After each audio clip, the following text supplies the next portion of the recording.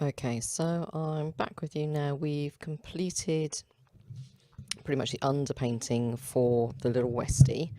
You see, I took some of the pan pastel down over the muzzle just to soften it, and then we'll be moving back to you combining the use of the soft tool with a touch of pan pastel on it, and then using our pencils as well. So here I am mainly using the Caran d'Ache Luminance.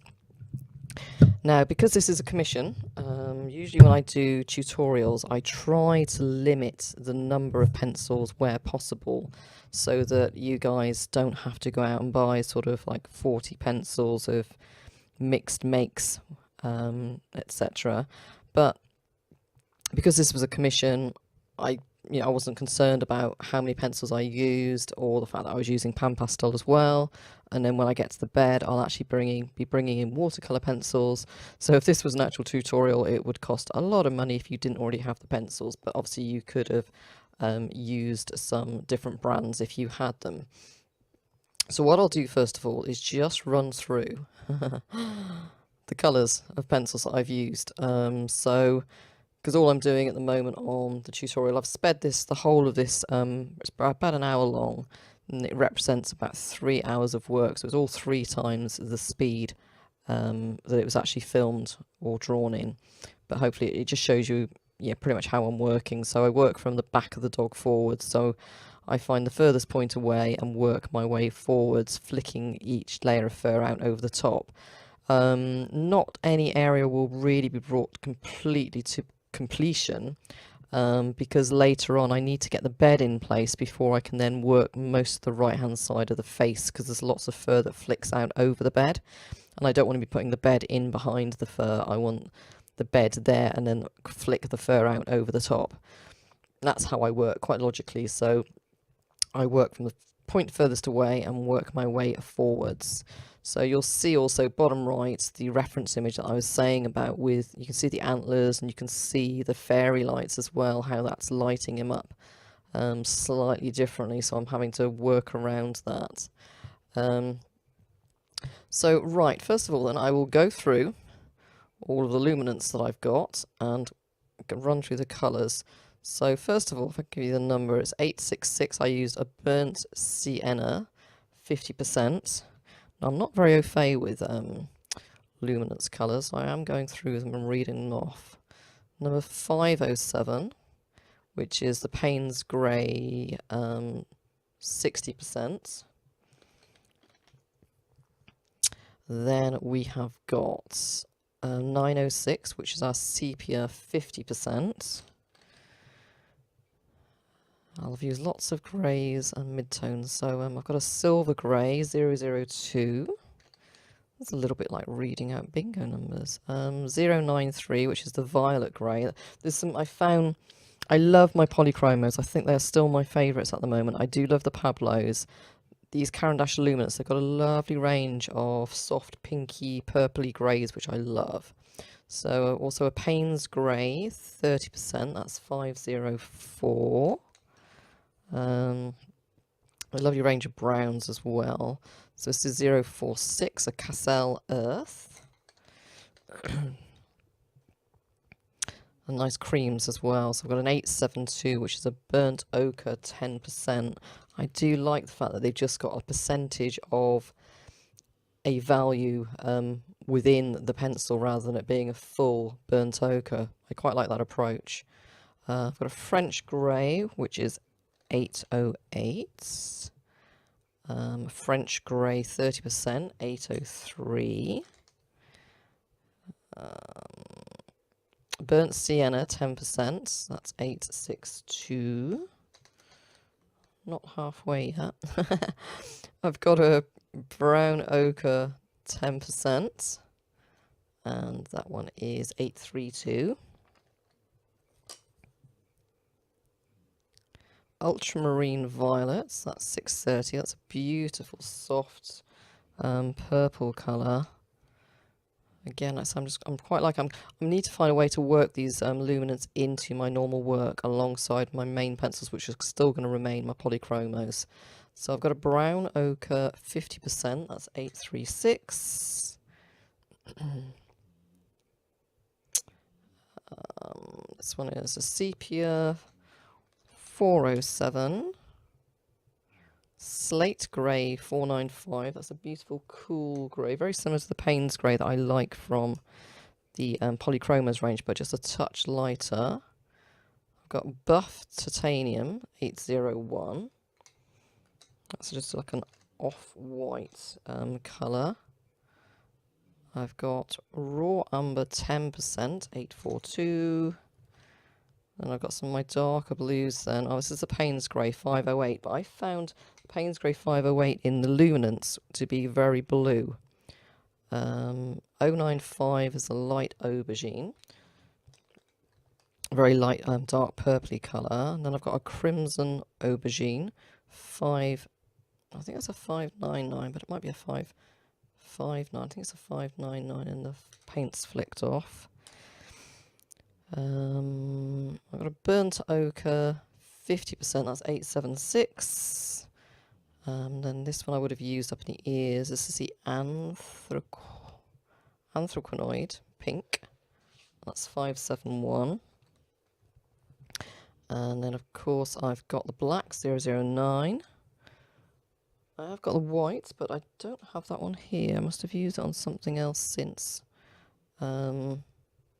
So yeah, the white, and then I've got an olive brown 10%, 732. It's almost like, I know in the UK we've got a brand of paint, emulsion paint that we use on walls, and you get hints of, and I imagine you get that in most countries, you get like a white or an ivory that's got a hint of, and that's what it feels like with these luminous pencils. There's like a hint of a colour. Now I did bring in my Pablo white as well, just for a few touches. And then from the Polychromos range, I did use the medium flesh 131. Again, a little touch of that in the ears alongside the anthraquinoid pink of the luminance. And also I used cinnamon in my Polychromos. I could put more, some violet went inside those ears as well. And also I did bring in my dark sepia for some of the dark areas around the paw where I'm working now. But like I said, I tried to stick mainly to those luminance pencils, so I wanted to give them a good try out with the Panpastels. I think the Pablos work better on the Panpastels, and then a touch of the Polychromos to cut through for finer detail. With this guy though, he was kept quite soft, so that's why I thought the luminance would work the best. Again, it's just a balance, and because we've spent all that time as well putting down the Panpastel underpainting, what we don't want to do now, especially up around the top of the head, the back of the body, and later on the side of the face, the whole point of putting in the Panpastel is to create that soft, chunky, fluffy fur.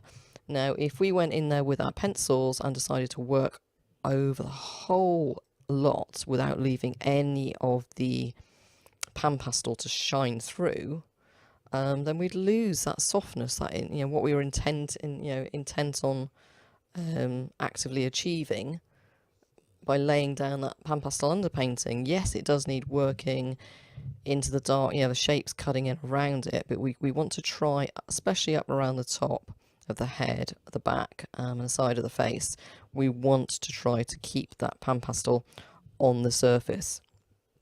But you will find I'll go back in with my soft tool, and anywhere that I do lose it a little bit too much, I'll use the soft tool not only to blend with the pencil layer underneath to soften, but also just to pop a tiny bit more Panpastel back in over the top. As you see here, I came down to work the area around the foot. So that also there I've pulled in, I bring in my cinnamon of my Polychromos. There's just some things, as I was working through using the luminance, I just found little gaps, and I do exactly the same with my Polychromos. I'll find little gaps in the palette, and I'll look at my other pencil ranges and think, okay, I need to pull that one in here. So where I was using my polychromos, say, I would come across an area in the palette that would be something missing in the browns, the tans. They tend to go from the burnt ochre straight across to brown ochre. There's Van Dyke brown and a couple of others, but there isn't a real deep, rich, chocolatey brown. Now I find, especially in this Lumens range, that there is. And also in the Pablos range, there's a lovely range of browns in the Caran d'Ache Pablos. So it's all about one brand complementing the other. I don't think I'll ever solely use, apart from the tutorials where, obviously I do a watercolour pencil underpainting, but even there now, where I've used the Albrecht Dürer mainly, I've still got that gap in the browns, and I found I've been able to fill that gap by pulling in a few of the Caran d'Ache Museum aquarelles. So I think for tutorials where I do supplement in with a couple of pencils, I always make sure that I'll give the Albrecht Dürer closest equivalent. But for some tutorials I might be pulling in a couple of pencils. You've already seen it where I do a polychromos tutorial, and I've pulled in a couple of Pablos, because especially like the ivory and the white, they're so creamy and thick and opaque. They will go down a lot thicker and brighter than, say, my polychromos, which are quite translucent with that white. Polychromos are great because they stay super sharp and they cut through for any detail. But yeah, it's going to be a mix of all of them, and especially with the new Derwent Lightfast as well. I will be pulling some of those in, because again, they've got a lovely earthy range of colours.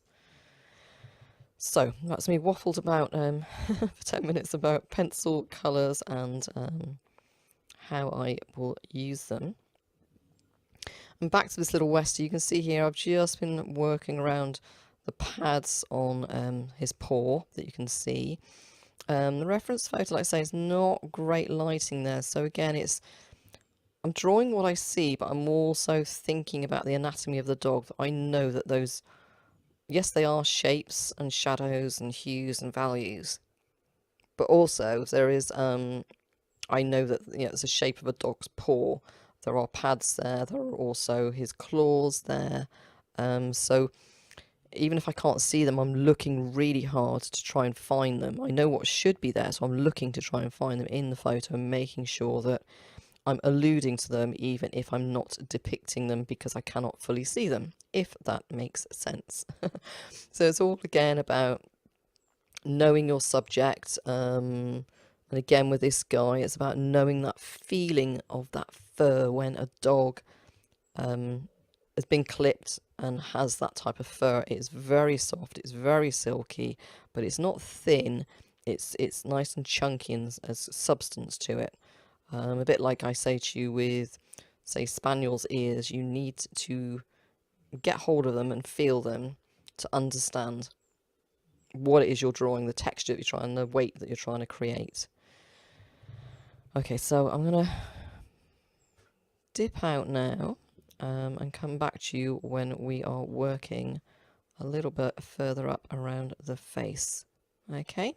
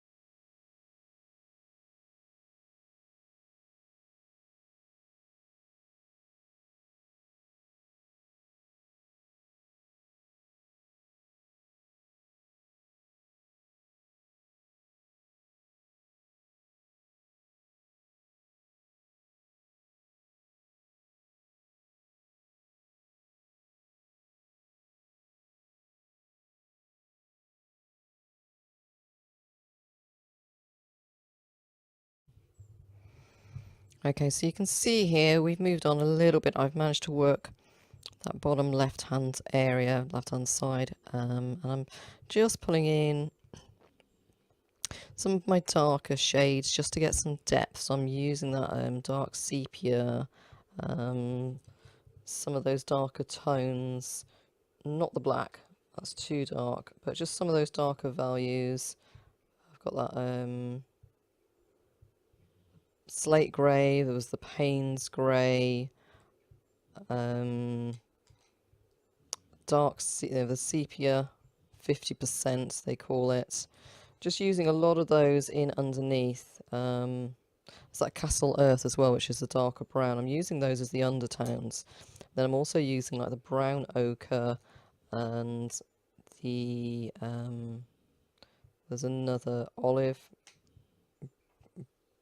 brown 10% that's just got a hint in. And what I do is I use the darker tones and then I soften over the top with my cooler lighter colours. So I'll go in then over the top with like my whites and also that buff titanium, a light flesh. So when you put a dark undertone down, by glazing over the top with a lighter colour, you soften, you're basically using that, remember you're using a surface like a mixing palette. So I'm trying to leave, again, like I said, some of those chunks of the pan pastel showing through. I'm looking for the shapes in the fur. See here, I've just gone in with the soft tool just to soften where I've put pencil over the top of pastel. So I might not have had any pastel on my soft tool there, I just would have gone in just to soften and blend the pencil and the pastel together a little touch. Often if you go in with the darker pencils, by going in with the lighter pencils over the top, they will blend and soften in value and tone. But sometimes it's nice when you're working on pan pastel, if you go in with your soft tool, you can just blend, use it like a blending tool just to blend them together nice and quickly and really effectively, just to soften it all up again as well. We just don't want to lose that lovely soft effect that we had from our underpainting. And you'll find me working an area with this one, I say working left to right, and we won't get the right hand side of that face done until after, not the next video but the video after. We've got to get the bed in first and then we'll work on bringing the dog, you know, out over the top. So you'll just see the left hand side of the face. I'm working here, putting my darks in, my mid-tones, softening them back, and then popping in my brightest highlights again as well. Also working in the direction of the fur. Again, softening up with that little tool there if it becomes, if the pencil strokes become too obvious and creating a texture that I'm not wanting in there.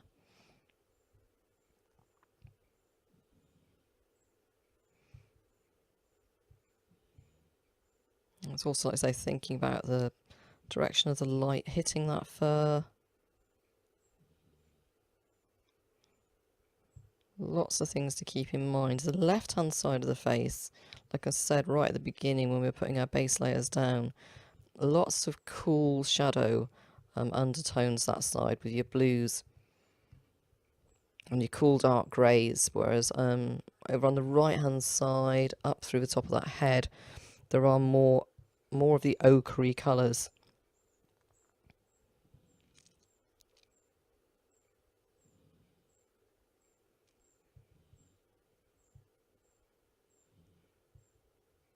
So here again I'm using those darker colours, so that's slate grey, like Castle Earth, where I need like a more of a browny dark undertone. A little hint of black probably gone in where just above that nose there. It's like got Castle Earth, the sepia as well as another of my dark tones that I'm using there.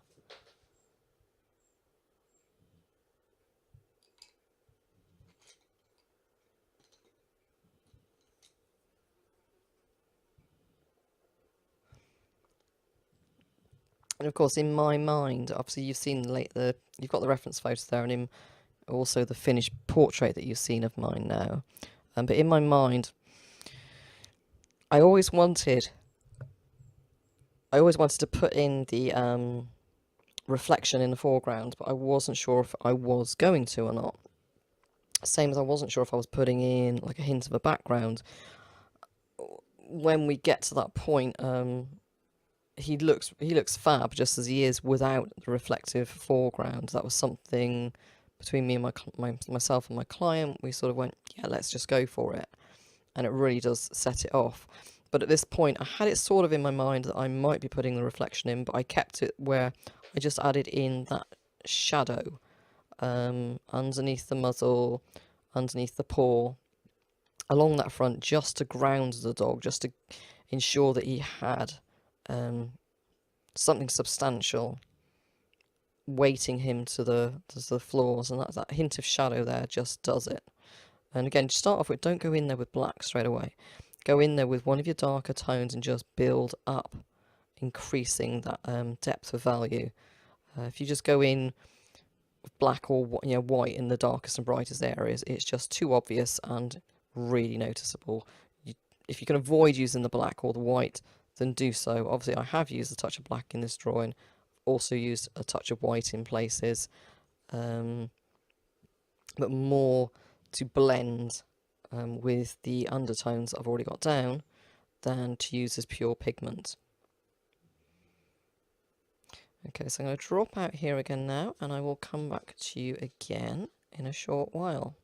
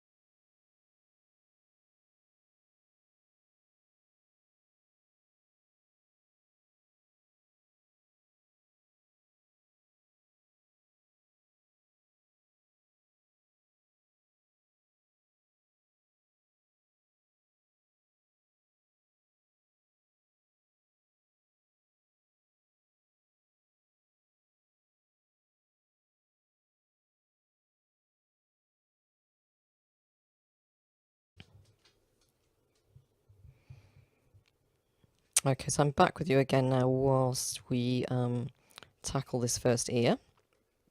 You can see here I've switched to my polychromos because I've pulled in my Caput Mortem Violet. Anyone who knows me and my colour palette, this is one of my go-tos. Caput Mortem Violet, along with the dark indigo, are two of my mainstays that I put into a lot of my portraits. So I'm using this in this portrait just to really sort of put in those dark pink fleshy values in the ear. Also here I'm pulling in, I've got that mid flesh, the medium flesh. I've also got the cinnamon, and I use a light flesh I'm sure as well, but I do have the equivalent, is it anthraquinoid pink in the luminance. And I've also, in the luminance, I use the, I'm just pulling it up now, It's a burnt ochre 10%. But mainly in here, like I said, I'm using my polychromos because they're tried and trusted. I've used them on so many ears over the years. I know the results that they're going to give me.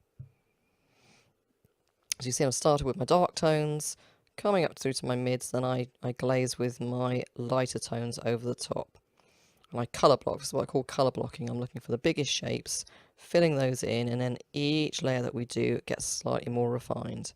So I'm just texturing that top outer edge. Again, that whole theory of working from the back forwards. I'm going to do the outer edge, and then I'll do the next line of fur that lies up on top of that, working my way forwards.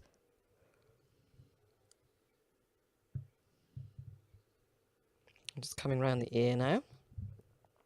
And again, here as well, I'll exaggerate it a tiny bit because I really want to make that ear pop forward from that ruff of the neck that's in behind there.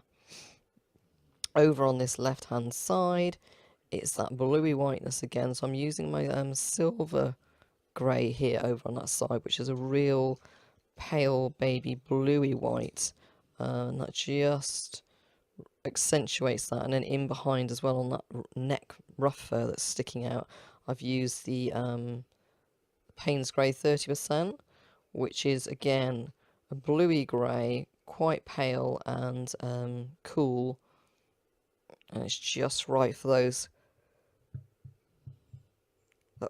basically that cool fluffy tone over the side of that neck.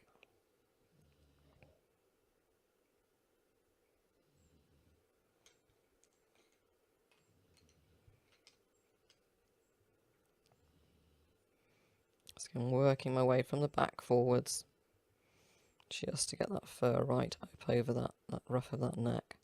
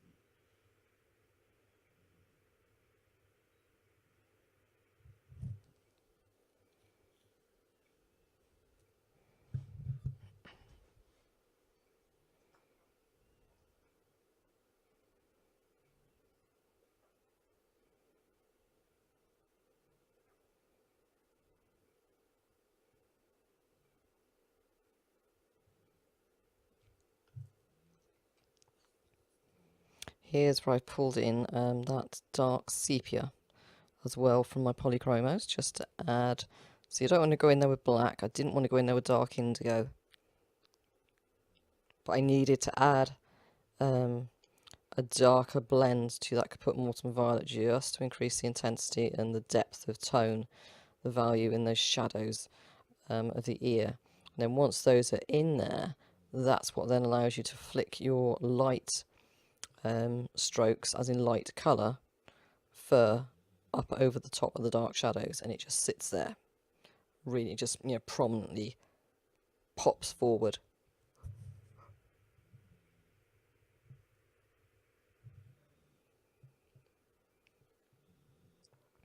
So if you think about this is sped up 3 times speed, just how many times I've worked down over that little small section.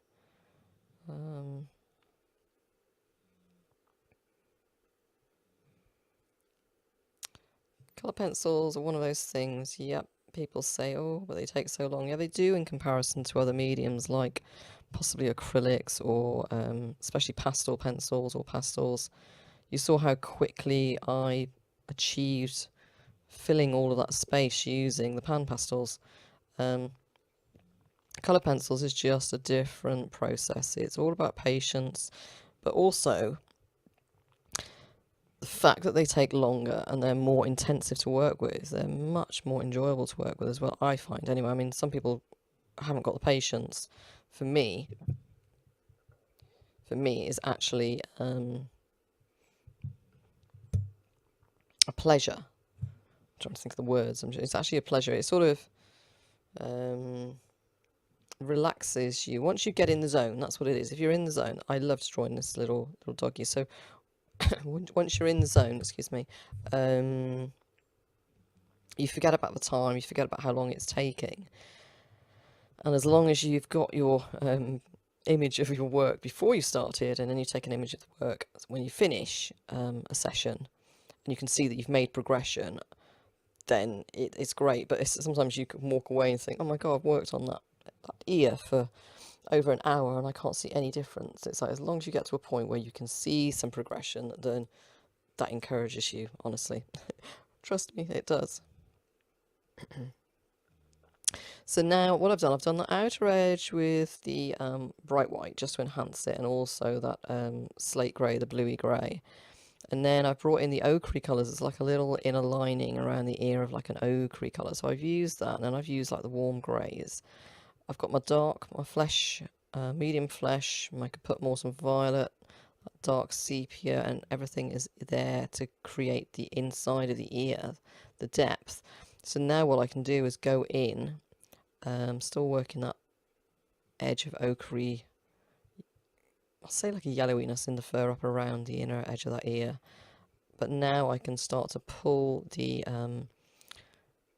greys of the soft white fur down into the ear, and then I will also flick up the top of the head fur out over the ear as well. And then we should arrive at having a nice three-dimensional ear there.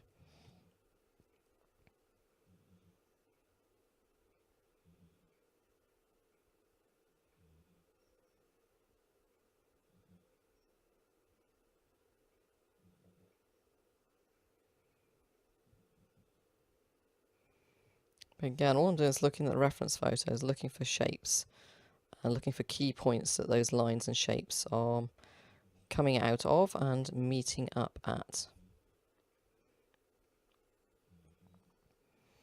All those little tones in my hands, they're all just, like I was saying about those emulsion paints earlier, just slightly different hints and hues, warm and cool, of pretty much the same initial light value.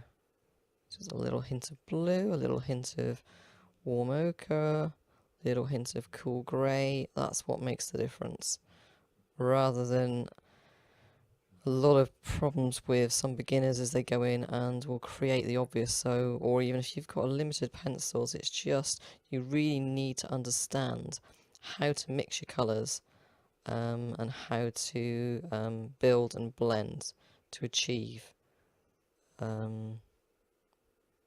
all of the different colours basically that you can get with your palette range. Because I've worked most of that ear now. Same pencil, see I've still got that the slate grey, the bluey colours coming down over here, but then where it hits the shadows it goes into the ochre, what I call the dirty greys, as you come back down through there as well, and we'll get a lot more of that over on the right hand side.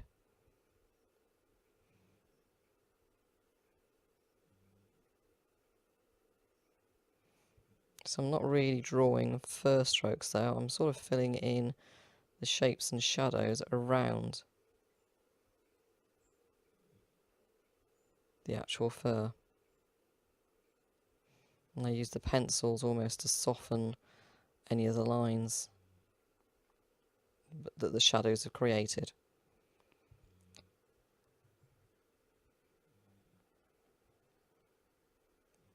Okay, so I'm going to leave it again there now with the voiceover, and I will come back to you a little further down the line.